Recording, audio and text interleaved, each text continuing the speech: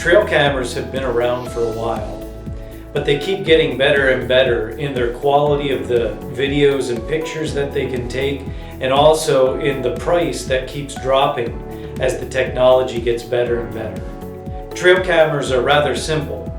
You have a camera and it has a sensor, and when it sees motion, when it detects motion in front of it, it starts recording. And so all you have to do to be able to use a trail camera and see what's going on in the woods around you is to set up the camera and then insert some batteries and an SD card, and you're ready to go.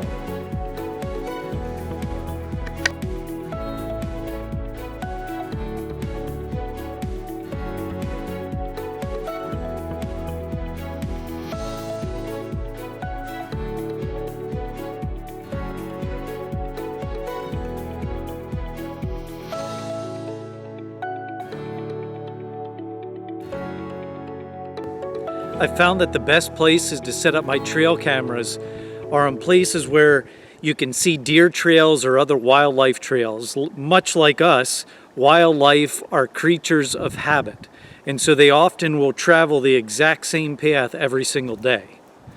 Other times I'll set up my trail camera in a place that I just am intrigued to see what's going on there, what kind of wildlife calls that home.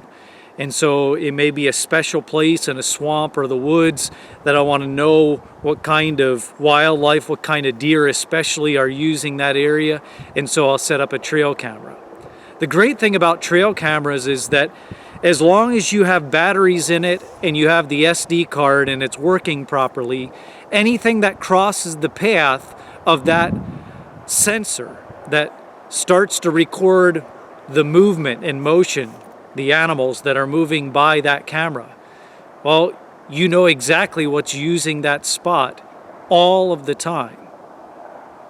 Over the years, I've been really fortunate because as I have seen probably thousands of images and videos from my various trail cameras that are set up, I'm surprised sometimes about the certain kinds of wildlife and the quality of wildlife that I find in certain places.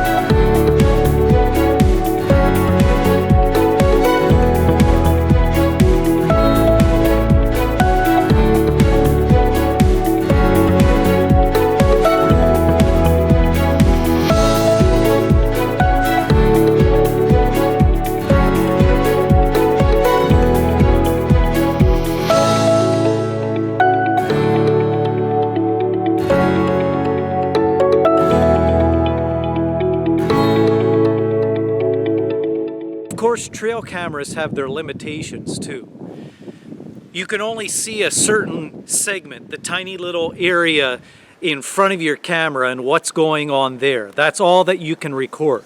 You don't get to see a large acreage of area and the animals that are using it.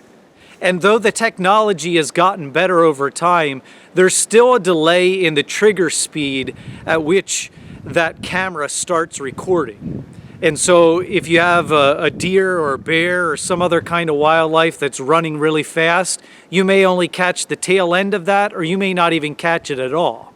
In many ways, God is like a trail camera. He sees everything that's going on, both the good and the bad. But he doesn't have the limitations of a trail camera, obviously. He knows everything that takes place at all times in all places. And this is both a comforting thing, but it's also an idea that should caution us to think about what we're doing, what we're engaging in. Even though I'm sure most of us would affirm that even though God is unseen, that he knows all things, he sees all things, he's all-knowing. We are masters of rationalizing our behavior. And so sometimes we figure that if we can keep the bad parts of our lives hidden from the people around us, that even God might not know about it. All throughout the Bible, God's watchful eye on all human beings is recorded for us.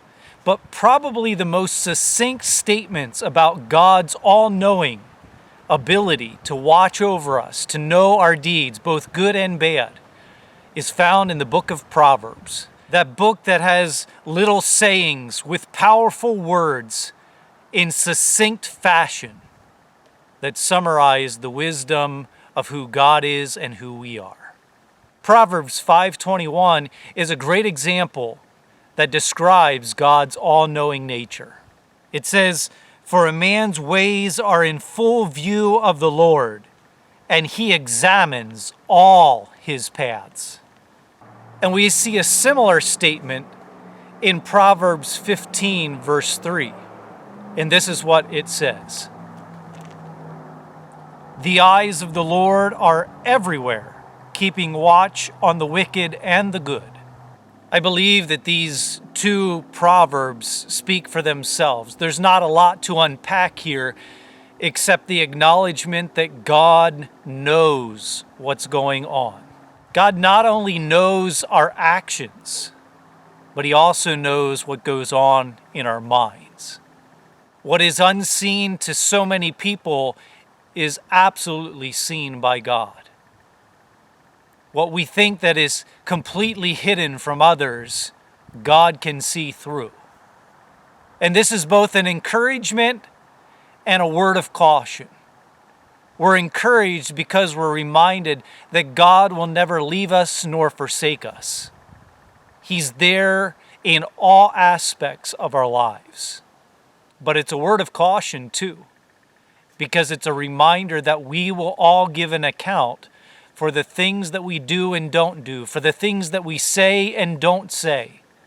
And there will be eternal reward for the work that we do here on earth. I want to use some of the time that we have today to turn to one of the Psalms of David, Psalm 139. It's a reflective psalm. It's called for us to reflect on our lives. It also acknowledges this theme, this idea that God sees, that he knows what's going on, and that we need to make the necessary changes in our lives to live lives that are pleasing to God. So for the next few minutes, I just simply want you to listen to the words of this psalm. I want you to listen to the words and to reflect upon them and to think about your life. Are there areas that you need to confess sin? Are there areas that you need to hear comfort that God is there? Are there areas that you need to grow in? And how does God speak through this psalm to you? Psalm 139. O Lord, you have searched me and you know me. You know when I sit and when I rise. You perceive my thoughts from afar. You discern my going out and my lying down. You are familiar with all my ways. Before a word is on my tongue, you know it completely, O Lord. You hem me in behind and before. You have laid your hand upon me. Such knowledge is too wonderful for me, too lofty for me to attain. Where can I go from your spirit? Where can I flee from your presence? If I go up to the heavens, you are there. If I make my bed in the depths, you are there. If I rise on the wings of the dawn, if I settle on the far side of the sea, even there your hand will guide me, your right hand will hold me fast. If I say, surely the darkness will hide me, and the light become night around me, even the darkness will not be dark to you. The night will shine like the day, for darkness is as light to you. For you created my inmost being, you knit me together in my mother's womb. I praise you, because I am fearfully and wonderfully made. Your works are wonderful. I know that full well. My frame was not hidden from you when I was made in the secret place. When I was woven together in the depths of the earth, your eyes saw my unformed body. All the days ordained for me were written in your book before one of them came to be. How precious to me are your thoughts, O God! How vast is the sum of them! Were I to count them, they would outnumber the grains of sand. When I awake, I am still with you. If only you would slay the wicked, O God! Away from me, you bloodthirsty men! They speak of you with evil intent. Your adversaries misuse your name. Do I not hate those who hate you, O Lord, and abhor those who rise up against you?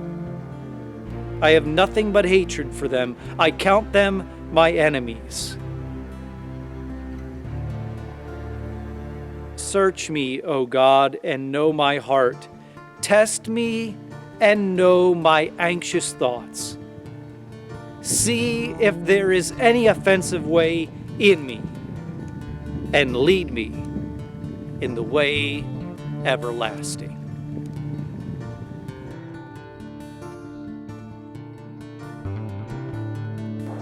For all the good and very bad in David's life, he was, it seems, a very authentic person. He was honest before God when he sinned greatly, and he confessed that. We see that in his Psalms.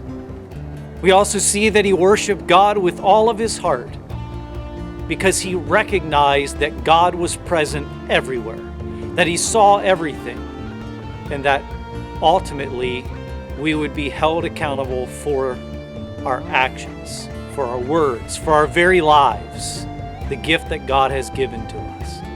I pray as you ponder this thought, that you would find comfort that God's presence is near all the time. But at the same time, use caution, discernment, and humility to always inquire of God what he wants from us, to live out his will and his purpose so that we can hear when we cross over. Well done, my good and faithful servant. That we may receive the reward for our years of labor. May you do good, knowing God's there to cheer you on. God bless you this week and beyond. Amen.